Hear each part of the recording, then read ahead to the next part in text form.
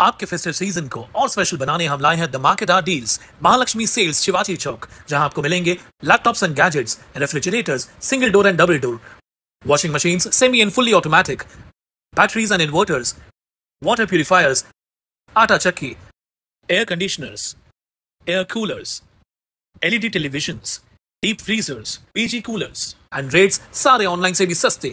Check prices with us before buying online. Mahalakshmi Sales, Shivaji Chowk, Ulhasnagar 3. All types of EMI options available. आज ही आइए और consumer appliance ले जाइए easy EMI पर.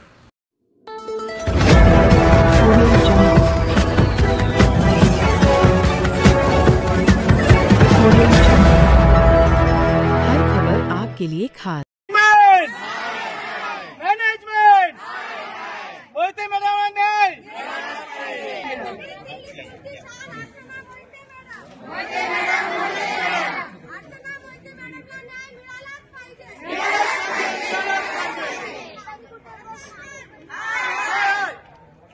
शिव हटाओ, शिव हटाओ,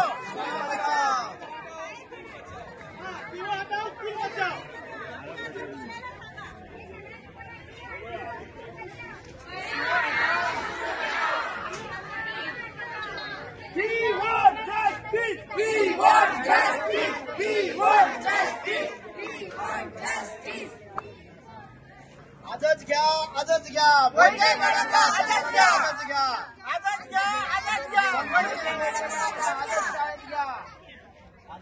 school management, school management, school management, school management. Mohite मॅडमना आज शाळेत घेतलाच पाहिजे. कायदेशीर सीओना बाहेर काढलाच पाहिजे.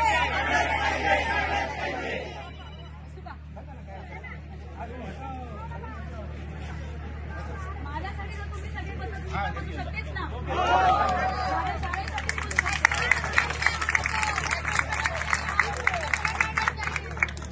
शिव हटाओ, शिव हटाओ, बोलते मॅडमला आजच घ्यायला पाहिजे. घेतल्याशिवाय इथून हटवायचंच नाही आपल्याला.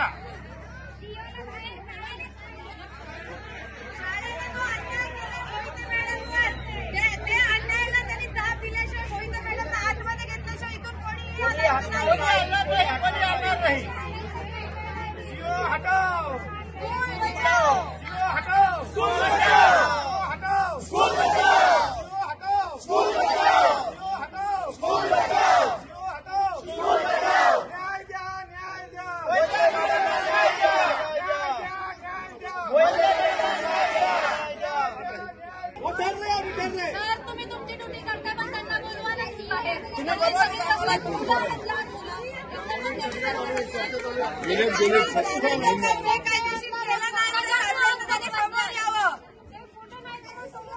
मॅडमला सन्मानाने घेऊन जायला सांगा. आतमध्ये सगळ्यांना जात पाहिजे. आता मॅडमला आतमध्ये घेऊन जा. आज एवढेच येत आहेत. आता व्हिडिओ बघून सगळे डोंबिवली पण येतील इकडे. आता काही नाही. नंतर तर पब्लिक पण आली बघ. बोलून घेत आहे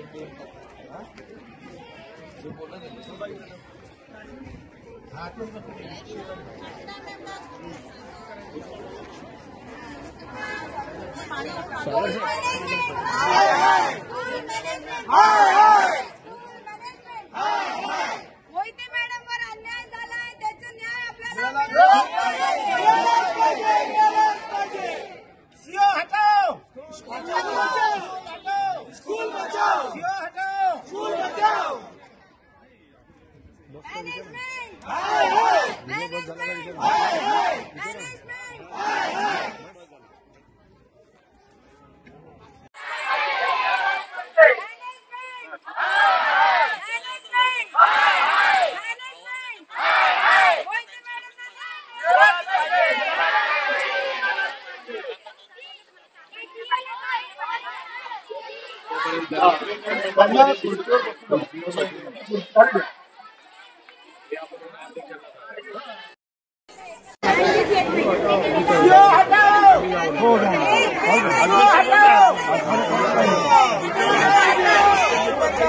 आम्हाला 2 दिवसापूर्वी असं कळलं की असं मॅडमला तडकीफड काढले. तर आम्ही बोललो का काढले, काय रिझन काय आहे? तर मॅडम बोलल्या की छोट्या मोठ्या छुतरमातूर काढण्यासाठी काढले. तर बोललो ठीक आहे, आपण सगळे एकत्र येऊ आणि मॅडमला न्याय देऊ, कारण की हे चुकीचं आहे. तुम्ही तडकीफड असं कोणा काढू शकत नाही.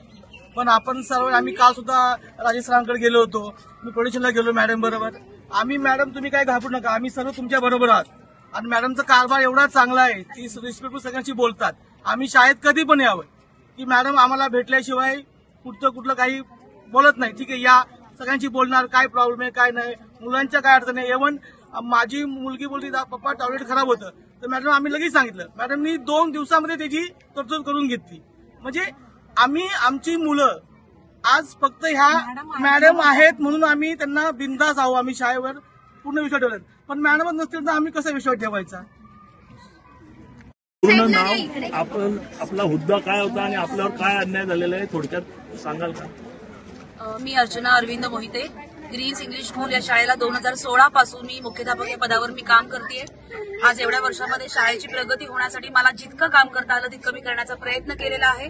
आणि याची सगळ्या पालकांना, सगळ्या विद्यार्थ्यांना, इथल्या रहिवाशांना सगळ्यांना त्याची कल्पना आहे की मी आल्यापासून शाळेसाठी मी काय काय करण्याचा प्रयत्न केला. पण अचानकपणे डिसेंबरमध्ये निर्णय घेण्यात आला की सीईओ पद आणलं जाईल.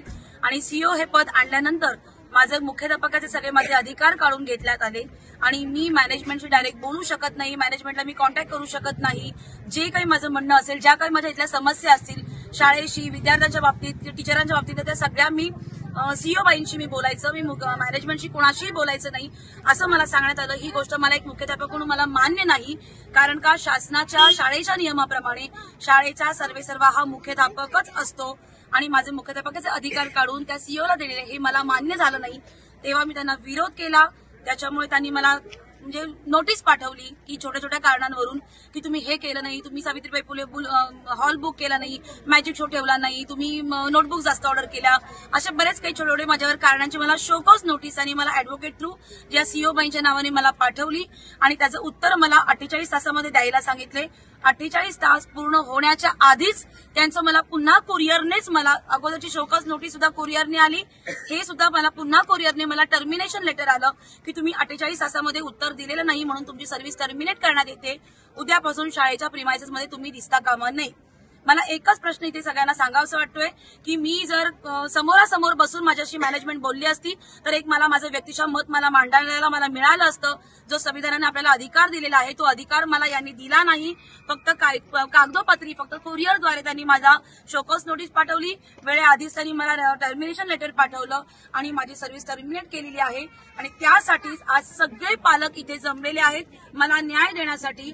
आणि माझी सुद्धा हीच मागणी आहे की माझ्यावर जो तडकाफडकी टर्मिनेट करण्याचा जो निर्णय घेतला तो त्यांनी काढून घ्यावा, मला न्याय द्यावा, ही एवढीच माझी अपेक्षा आहे. आणि त्यासाठी तिथे आम्ही सगळे जण जमलो आणि न्याय हा मिळालाच पाहिजे, कारण की गेल्या 10 वर्षात त्यांनी शाळेसाठी बरेच कष्ट घेतलेले आहेत.